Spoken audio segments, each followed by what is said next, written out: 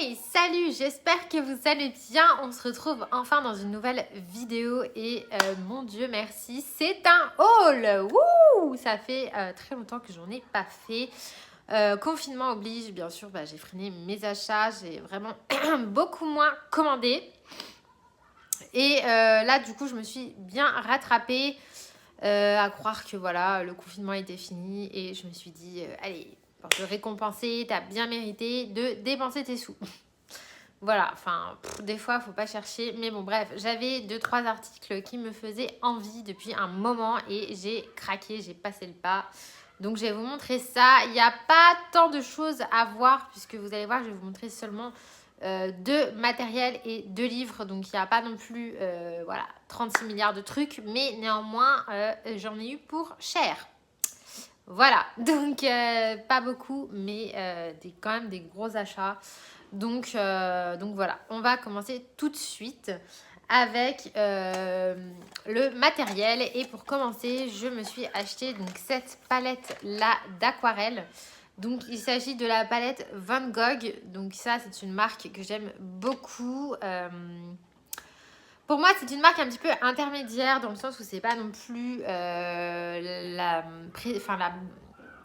le prestige, on va dire, ouais, le prestige de Caran d'Ache ou de Sennelier, hein, parce que pour moi, l'aquarelle Sennelier, vous le savez peut-être pas, mais elle est extrêmement chère. Je crois que la palette est à plus de 100 €, enfin, un prix exorbitant. Mais elle est vraiment de très très bonne qualité. Et moi, comme vous le savez, ça faisait un petit moment que j'avais ma palette Winsor & Newton, que j'aime bien. Mais voilà, ça reste les aquarelles Cotman, ça reste des aquarelles, on va dire, débutants. Sur un prix qui n'est pas très élevé. Donc, c'est pas forcément une aquarelle d'extrême bonne qualité. C'est de la bonne qualité. Mais c'est pas la meilleure, c'est pas de l'extra fine. Donc moi je voulais vraiment de l'aquarelle fine.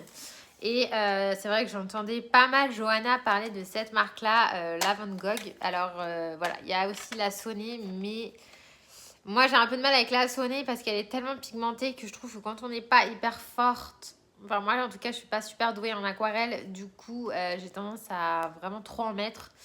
Bref, je me suis dit peut-être partir sur une autre palette et du coup j'ai eu envie de me diriger vers la Van Gogh, sachant qu'elle parle beaucoup de cette marque aussi dans ses hauls. Donc je me suis dit écoute, on va tester.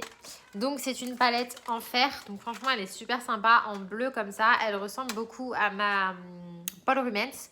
Donc comme ça, je me suis dit, ça te fait ta palette, on va dire, de couleur mat. Enfin, c'est pas une palette de make-up, mais bon, couleur non nacrée, non irisée. Et j'ai une palette d'aquarelle nacrée. Donc ça se présente comme ceci. Donc vous avez les palettes pour faire vos mélanges. Et vous avez à l'intérieur donc les 36 godets, puisque vous avez 36 godets. Et vous avez également un pinceau, donc c'est le numéro 6, voilà, qui a l'air franchement top. Donc ça c'est cool. Et donc vous avez tous les godets qui se situent juste ici. Donc voilà, moi j'ai pris la boîte de 36, vous avez une boîte de 24. Mais bon, tant qu'à faire, je me suis dit, vu que je suis pas non plus la reine des mélanges, j'ai préféré prendre la grosse boîte. Donc celle-ci, elle était à 64 €. C'est pas donné, mais ça va. Ça reste quand même pas non plus 150 € la palette. Sachant que l'aquarelle, moi je m'en sers quand même pas mal, que ce soit dans les fonds, mais pas que. Je ne m'en sers pas que pour les fonds. Des fois, je trouve que ça peut être sympa de faire de l'eau, de l'herbe, des arbres, des feuillages avec de l'aquarelle. Ça peut faire gagner du temps. Parce que des fois, tout fait au crayon de couleur, c'est juste atroce. Surtout dans les romantiques country où le papier supporte très très bien l'eau et l'aquarelle. Franchement, ça peut être sympa. Bon, après, il faut s'entraîner. C'est quand même un art à part entière. Donc, bon, voilà, on va pas devenir aquarelliste du jour au lendemain. Faut s'entraîner. Moi, j'avoue que c'est pas le matériel sur lequel je suis le plus douée.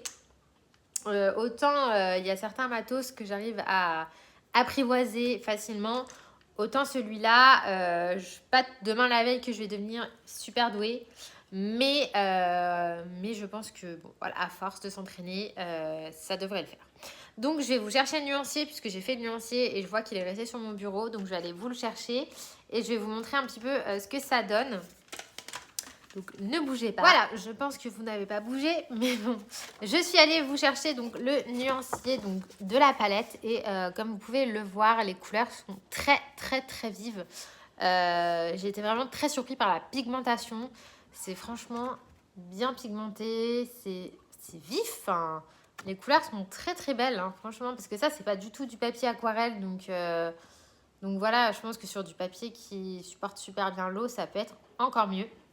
Et du coup, au passage, je vous ai rapporté donc, le nuancier de la palette Winsor & Newton, donc les aquarelles Cotman. Comme ça, vous pouvez vraiment voir la différence. Et franchement, je pense que c'est flagrant. Voilà, vous voyez que là, l'aquarelle est plus translucide. Elle est moins pigmentée, ça se voit vraiment. Voilà, si je vous montre sur les couleurs... il n'y a pas photo, la Van Gogh est plus pigmentée, donc voilà, on voit la différence entre de l'aquarelle extra fine et de l'aquarelle, voilà, on va dire pour étudiants, bon marché et qui va pas forcément, voilà. Alors c'est quand même 40 € les 36 godets, c'est pas non plus donné, hein, entendons-nous bien, c'est pas l'aquarelle action, mais voilà, finalement vous rajoutez 20-25 € de plus et la qualité, franchement, on voit la différence. Donc voilà, moi je suis ravie, surtout que Van Gogh, ils font aussi des aquarelles nacrées, métalliques qui sont très bien. Donc ça peut valoir le coup aussi. Moi j'ai déjà la palette Paul Rubens, donc je pense pas investir dans de l'aquarelle nacrée de chez Van Gogh. Mais si ça vous intéresse, sachez qu'ils font des super belles teintes nacrées. Donc voilà, et puis la boîte, franchement, elle est super jolie. Et puis elle a le petit anneau dessous, donc voilà, si vous faites de l'aquarelle en extérieur, vous pouvez prendre votre palette comme ceci. Voilà, voilà. Donc voici mon premier achat. Ensuite, attention, je vous préviens, c'est The Big Achat de l'après-confinement. Gros bébé, très gros bébé. Mais ça me faisait trop de l'œil depuis un moment. Et niveau prix, c'était exorbitant. Passé un temps, c'était 400 €. Ensuite, 350. Et là, dernièrement, ils étaient à 250 €. Donc, je me suis dit, c'est maintenant ou jamais. Et j'ai craqué.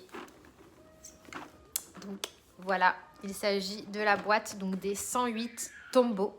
Puisqu'il faut savoir qu'il y avait une boîte de 96, mais il y a des nouvelles teintes. Et donc maintenant, c'est la boîte de 108. Donc ils ont revu leur boîte d'ailleurs. Donc on va en parler un petit peu de la boîte qui pèse 1 tonne. Je vous assure, c'est pas du plastique. Non, c'est de la ferraille. C'est de la ferraille et ça pèse 1 tonne. Alors c'est solide, hein, mais c'est lourd. Donc voilà, j'ai craqué pour les 108 Tombow que j'ai trouvé sur Amazon. Je vous mettrai le lien en barre d'infos. Mais sachez que s'ils vous intéressent, en ce moment, ils sont à 250 € les 108. Je les ai jamais vus aussi bas. Voilà. Donc moi, je les ai vus à 400 €, 350. C'était dans ces eaux-là. Donc pour moi, ça faisait trop cher. Là, 250 €, je me suis dit, c'est maintenant ou jamais. Donc, si vous ne connaissez pas, qu'est-ce que les Tombow? Donc les Tombow, ce sont des feutres à eau. Donc, qui se présentent comme ceci, donc qui ont une double pointe. Vous avez une pointe fine et vous avez une pointe pinceau. Donc, qui dit feutre à eau dit ne traverse pas, donc contraire des feutres à alcool qui, eux, traversent. Donc, dit coloriage dans n'importe quel livre, dont les mystères. Et en fait, ce qui est très bien avec ces feutres-là et la particularité qu'ils ont, c'est qu'ils sont aquarellables et ils s'aquarellent très bien. Donc ça, c'est vraiment un plus.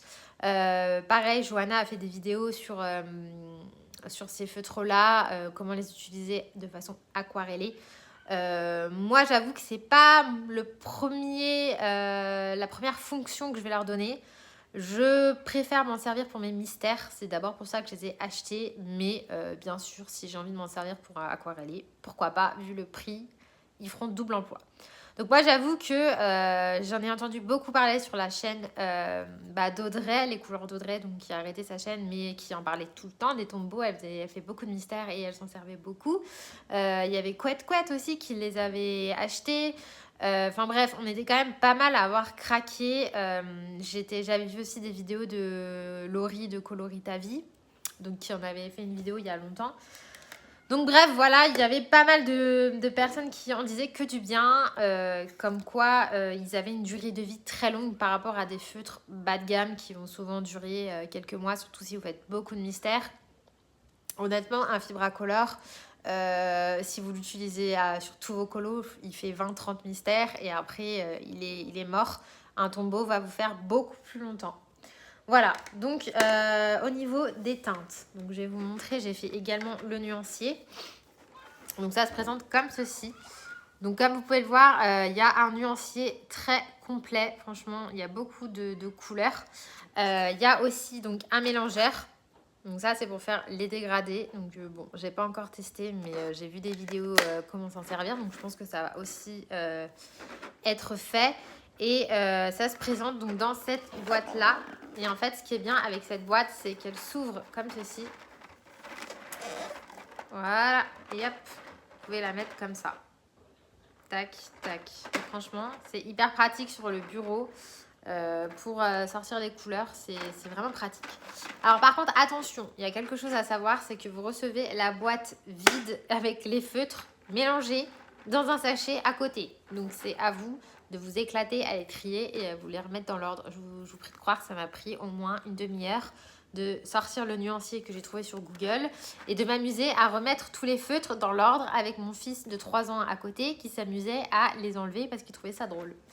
Enfin bref, franchement ça m'a un peu saoulée, mais bon. Il manquait aucun feutre et ils marchent tous.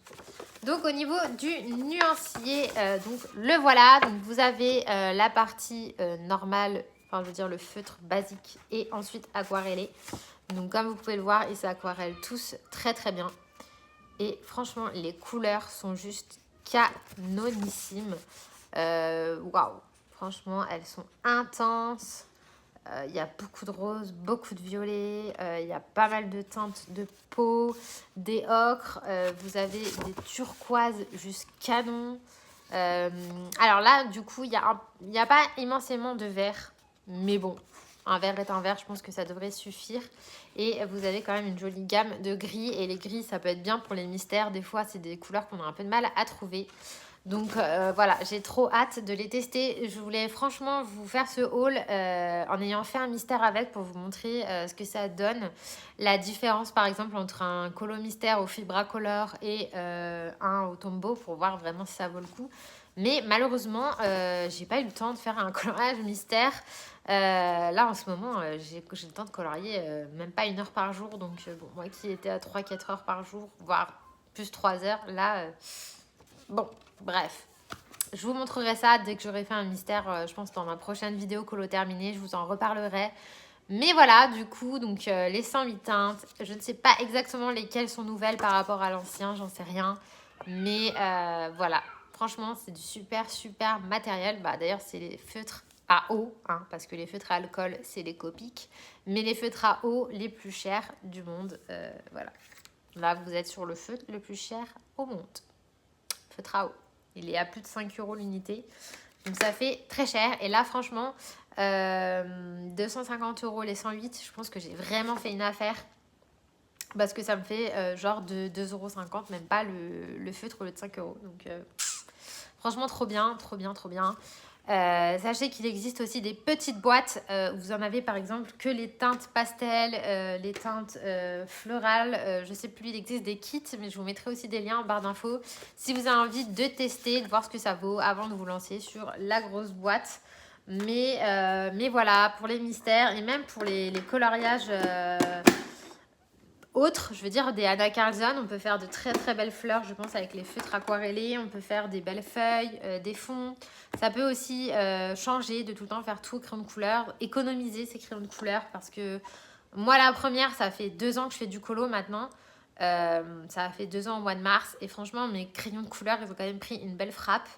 On voit tout de suite ceux que j'utilise le plus et le moins, mais vraiment dans mes gammes, j'ai mis certains polychromos qui sont tout petits, donc ça va parce que les polychromos, je les ai quasiment tous en double et là plus de la moitié en triple, donc je sais que j'ai du réassort. Les Prismacolor, il y en a qui sont comme ça aussi, mais pareil, j'en ai en stock. Et du coup, j'économise mes luminances, j'économise mes light fast, je les utilise un peu moins parce que si je m'écoutais, je les sortirais à chaque colo. Et voilà, mes luminances aussi, je les ai eu Noël 2018 et ils ont bien baissé. Donc je pense que dès qu'ils seront finis, enfin qu'ils approcheront de la fin, j'en rachèterai, c'est pas un souci, je réinvestirai. De toute façon, je commence à avoir pas mal de matériel, donc maintenant je pense que mes dépenses, ça sera plus du réassort. Donc ouais, je me rachèterai les luminances, c'est sûr, c'est des crayons que j'ai adorés. Bah, d'ailleurs, comme quasiment tous mes crayons, je les adore. Mais voilà, ça peut changer et ça peut faire un plus, surtout dans des super belles couleurs de turquoise. Et franchement, voilà, je voulais vraiment vous montrer la boîte parce que je sais que l'autre des 96 était vraiment minable. Elle était toute branli-branlo. Et pour des feutres à ce prix-là, c'était un peu limite. Sachez que là, ils ont vraiment fait un effort. Donc la boîte, c'est du métal. Elle est costaud. Elle pèse 1 tonne. Le truc est bien accroché. Et puis, voilà, vous avez la poignée. Donc, vous pouvez les ranger comme ceci. Ça ne va pas se casser la gueule à l'intérieur. Voilà. Donc, c'est tout pour le matériel. Vous voyez qu'il n'y a pas tant de choses que ça. Mais alors, voilà, c'était la dépense tant attendue. Ensuite, niveau livre. Donc, je me suis pris donc, pendant le confinement pas mal de PDF. Et notamment, donc, je me suis pris quelques coloriages à l'unité donc, de chez Christine Caron. Notamment celui-ci. Voilà. Et ensuite, je me suis pris donc ce coloriage là de Kelly O'Gorman. Je ne sais pas comment ça se prononce, mais que j'ai déjà mis en couleur. Donc voilà, j'avais bien aimé le faire. C'est pas le plus beau colo que j'ai pu faire dans ma carrière de coloriste, mais ça va. Et puis, je me suis pris des coloriages de Mrs. Poggetti. Attendez. Elle l'a écrit, non Non, elle l'a pas écrit. Bon, c'est Mrs. Poggetti, quelque chose comme ça. Je ne sais plus, mais bref, je vous remettrai le lien en barre d'infos de son Etsy. Mais elle a un coup de crayon très très particulier, donc faut aimer ou pas. Mais voilà, elle a un trait de crayon comme ceci. Donc ça, je trouve que pour faire au feutre à alcool, au feutre tout court, et au crayon de couleur, en mélangeant les deux, ça peut être vraiment vraiment stylé. Donc ça, c'est Dorothée du Magicien d'Oz avec le petit chien. J'adore, je la vois trop rousse là, avec sa petite chemise bleue et blanche. Enfin bref, j'ai trop l'imagination. Et ici, vous avez Alice au Pays des Merveilles. Donc voilà, moi, vous le savez, j'adore Alice. Donc dès que je trouve des colos d'Alice, je prends. D'ailleurs, je me suis lâchée. J'en ai pris 3 parce que j'ai également pris ces deux-là. Voilà. Donc franchement, j'aime beaucoup. Donc là, vous avez Alice dans son jardin. Et là, vous avez Alice avec le flamant rose. Donc voilà, il y a aussi la Reine de Cœur. Il y a le Chapelier Fou. Enfin, il y en a plusieurs. Donc si vous aimez bien son style, je vous laisse aller voir. Elle a fait aussi des colos sur Edgar Allan Poe. Edgar Allan Poe, Edouard, je ne sais plus. Je ne connais même pas cette histoire d'ailleurs. Il faudrait peut-être que je me cultive un peu. Mais bref, voilà, elle a fait donc ça aussi. N'hésitez pas à aller voir si jamais ça vous intéresse. Et ensuite, je me suis pris un livre de Grazia Salvo. J'avais déjà, donc, comme vous savez, son Flower and Gems, que j'aime beaucoup. Mais j'avoue que j'aime énormément les dessins de son Kindness. Donc, je me suis pris le Kindness en PDF, puisque du coup, je vous avais montré dans un précédent haul. Je ne sais plus si c'était dans un haul ou si c'était dans un vlog, je ne sais plus, mais j'avais acheté du papier, donc de bonne qualité. Du coup, bah, voilà, je me suis pris en PDF, c'était moins cher. Et je me suis imprimée sur mon papier, qui en plus est franchement top pour les crayons de couleur. Donc le papier, c'est la marque Papyrus. Je vous l'ai montré dans un vlog. Donc voilà, donc c'est celui qu'elle a fait sur, je crois, des enfants plus adolescentes. Et du coup, j'adore. Franchement, ces deux-là, là, je les trouve trop beaux déjà. J'ai trop envie de les faire. Lui, il est trop beau aussi. Voilà. Lui, j'aime beaucoup. Après, je suis moins fan des gros portraits avec des grosses têtes. C'est vraiment pas ce que je préfère. Mais alors, franchement, mais lui, c'est pareil. Il est trop beau. Lui aussi, il est très sympa. Enfin, bref, je vais pas vous faire une présentation complète du livre. Mais j'adore. C'est bien le style à Grazia Salvo. Donc, j'ai craqué. Voilà. Voilà pour ça. Lui aussi, là, j'adore. Avec les deux. Il est sympa, celui-ci. Donc voilà pour ces PDF là. Et ensuite, on attaque avec donc le dernier bébé que j'ai reçu il y a un quart d'heure et que j'avais complètement oublié. il s'agit du Midnight Masquerade de Anna Kalzan. Yeah. Donc là, c'est Midnight Masquerade. Je ne sais pas comment ça se dit. Et en plus, je prends un accent allemand alors que c'est pas de l'allemand. Mais bref, j'en sais rien. Donc voilà, c'est son nouveau livre. Pour moi, ça s'appelle Bal de minuit. Bal masqué de minuit. Un truc dans le genre. Donc, je l'ai reçu. Donc, ce sont les éditions Mus. Donc voilà, j'avais déjà vu pas mal de présentations. Il est plus petit que ses autres livres. On voit bien la différence. Donc, il est plus petit. Il y a peut-être ça en moins. Attendez, je vais aller vous chercher un livre. Voilà, donc je vous ai pris le Season et donc son dernier. Et comme vous pouvez le voir, niveau taille, c'est pas tout à fait la même chose. Voilà. Il est un poil plus petit. Donc, c'est un peu bizarre, mais bon. Pourquoi pas. Et par contre, niveau épaisseur, il est plus fin. Mais moi, ça me dérange pas parce que je trouve que, bon, 90 colos, là, dans les Anna Kalzan, il y a 90 colos en général dans ces livres, voire plus. Est-ce qu'on fait réellement 90 coloriages? Non. Moi, je préfère en avoir une 50, 60 et avoir une possibilité de finir le livre. Donc ça me dérange pas. Après, la taille non plus, ça me dérange pas trop.